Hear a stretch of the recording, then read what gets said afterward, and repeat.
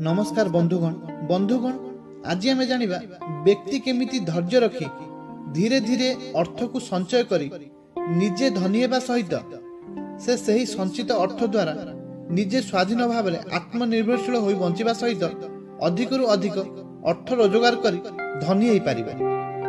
ए प्रसंग में एक सत्य घटना आम आज एक नूतन शिक्षा लाभ करिबा। जो शिक्षा आमको शिखेब अर्थ को संचय करने सहित आम केमिति धनी हो पारिबा। ए कहानी संपूर्ण सत्य, किंतु आम ए कहानी रे थिबा चरित्र बा व्यक्ति को सामना को आनिबु नाही। केवल से व्यक्तिर दक्षता, कर्मकुशलता और बुद्धिर प्रयोग किभली उपाय करागले आम स्वाधीन भाव में आत्मनिर्भरशील हो बंचा सहित अधिक रु अधिक अर्थ रोजगार करी धनी हो पारिबा। जणे व्यक्ति एक प्राइवेट ऑर्गेनाइजेशन रे काम करुथिले। सेठारे तांकु जेते भी दरमा मिलुथिला ताठू अधिक मानसिक चाप दिया जाउथिला। सेठारे काम करिया पई एक टार्गेट दिया जाउथिला। जदि सेतिकी टार्गेट तमे पूर्ण न करि पार ताले से ऑर्गेनाइजेशन रो मुख्य आसी से व्यक्ति को अनेक अपमान देउथिले। किंतु सबु बेले हमर टार्गेट पूर्ण हेबो यह असंभव ना। यह संभव सेतेबेले ही हेबो जेतेबेले व्यक्ति मानसिक और शारीरिक सुस्थता हेतिबो और ता सहित तार कौनसी समस्या नथिबो, जेमिति कि पारिवारिक समस्या, व्यक्तिगत समस्या एवं काम करने को सकारात्मक वातावरण परिवेश थिबो।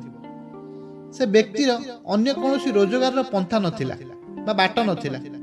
से बाध्य होई सबु कथा सही जाउथिले। हठात से व्यक्ति दिने चिंता कला जदि कौनसी उपाय एठारे इनकम करुथिबा बा मासकर आय मु अलगा कौनसी उपाय स्वाधीन भाव में सेती टंका मु इनकम करि परिबि ताहाले मु मानसिक शांति पाई परिबि। ता सहित एठू छाड़ी विभिन्न इनकम रो उपाय बाहर करि परिबि और ता सहित एक छोट संस्था मध्य मु तैयारी करि परिबि। से प्राइवेट ऑर्गेनाइजेशन रो मासिक सैलरी थिला 12,000 टंका। से हठात सुनिबा को पाइला 100 टंकार मासक सुध 5 टंका हिसाब रे ग्रामांचल रे लोक मान सुधिया टंका दिया जाउछि। ता मन को एक सुंदर योजना आसिला। से हिसाब कला जदि कौनसी मते से लोक मान को टंका सुधिया को देबो एवं तार इंटरेस्ट तार मासकर दरमा सहित समान हेबो। से जदि मासकरे 12,000 टंका इंटरेस्ट पाई परिबो ताल से निश्चित सक्सेस हेई परिबो। सेति पई से कोन कला ना से पाइथिबा 12,000 टंका प्रति मासरे एथरे से 12,000 टंका रु 10,000 टंका सुधिया को देला। 2,000 टंका पाखर रखिला। कष्टे मष्टे चलिबा को चेष्टा कला एवं कंजूस होई गला। 100 टंकार मासुक सुध 5 टंका सुध हिसाब रे 10,000 टंकार मासुक सुध 500 टंका से सुध पाई पारला। एही परी प्रत्येक मासर दरमारू 10,000 टंका सुधिया को दिए 500 टंका इंटरेस्ट पाए। एमिति 24 मास पर्यंत अर्थात 2 वर्ष पर्यंत एमिति 24 मास बीतीगला अर्थात 2 वर्ष बीतीगला। से 2 वर्ष रे 24 गुणन 10,000 समान 2,40,000 टंका सुधिया को देला। से 2,40,000 टंकार इंटरेस्ट 12,000 टंका पाई पारला। तार मूलधन मध्य सेव थाए। जेतेबेले से टंकार इंटरेस्ट 12,000 टंका पाई पारला सेतेबेले से चिंता कला जदि घरे बसी 12,000 टंका से पाई पारुछि कहा अधीन रे कोन पाई एते कम रे चाकरी करिवो।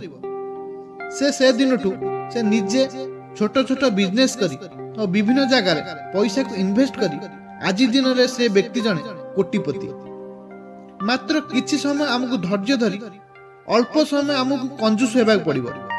तेणु सांग माने आम्भे माने मध्य जदि एमिति विभिन्न उपाय करी पैसा मध्य रोजगार करि परिबा। प्रथमे टिके टिके हमकु कष्ट हेबो, किंतु अभ्यास रे पड़ी गले से कष्ट आउ जणा पड़िबनी।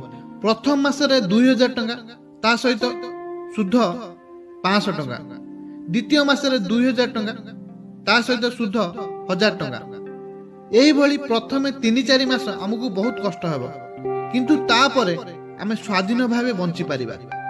मास जेते बढ़ुथिबो हमर कष्ट सेते कमी कमी जाउथिबो। ए 2 वर्ष आमे कोनोसी परिस्थिति रे ଖର୍ଚ୍ଚି ହେବା ନାହିଁ। ଯଦି ଆମକୁ ଅର୍ଥ ନିହାତି ଆବଶ୍ୟକ ହେଉଛି ତାହେଲେ ପାର୍ଟ ଟାଇମ୍ ଜବ୍ କରି ସେ ଖର୍ଚ୍ଚକୁ ଆଡଜଷ୍ଟ କରିବାକୁ ହେବ। ଯଦି ଆମେ ଏମିତି କରିପାରିବା ତାହେଲେ ଅଳ୍ପ ଆୟରେ ମଧ୍ୟ ଆମେ ଧୀରେ ଧୀରେ ଧନୀ ହେଇପାରିବା। ତେଣୁ ଦର୍ଶକ ବନ୍ଧୁ, ମୋର ଆଶା ଆପଣମାନଙ୍କୁ ଏ ସୁନ୍ଦର ଟ୍ରିକ୍ସଟି ଭଲ ଲାଗିଥିବ। ଯଦି ଆପଣମାନଙ୍କୁ ଏ ସୁନ୍ଦର କଥାଟି ଭଲ ଲାଗିଥାଏ ତାହେଲେ ଆପଣମାନେ ନିଶ୍ଚିତ ଏ କଥାକୁ କାର୍ଯ୍ୟକାରୀ କରିବେ ଏବଂ ନିଜ ଜୀବନରେ ଲଗାଇବେ ଏବଂ ଧନ ରୋଜଗାରରେ ବା ଅର୍ଥ ରୋଜଗାରରେ ଆପଣ ସଫଳ ହେବେ। ମୁଁ ଆଜି ପାଇଁ ଏତିକି ରହୁଛି। ଯଦି ଆପଣମାନଙ୍କୁ ଏ ଛୋଟ କଥାଟି ଭଲ ଲାଗିଥାଏ ତାହେଲେ ନିଶ୍ଚିତ କମେଣ୍ଟ ମାଧ୍ୟମରେ ଆପଣଙ୍କ ମତାମତ ମୋତେ ଜଣାଇବେ। ନମସ୍କାର, ଧନ୍ୟବାଦ, ଗଡ୍ ବ୍ଲେସ୍ ୟୁ।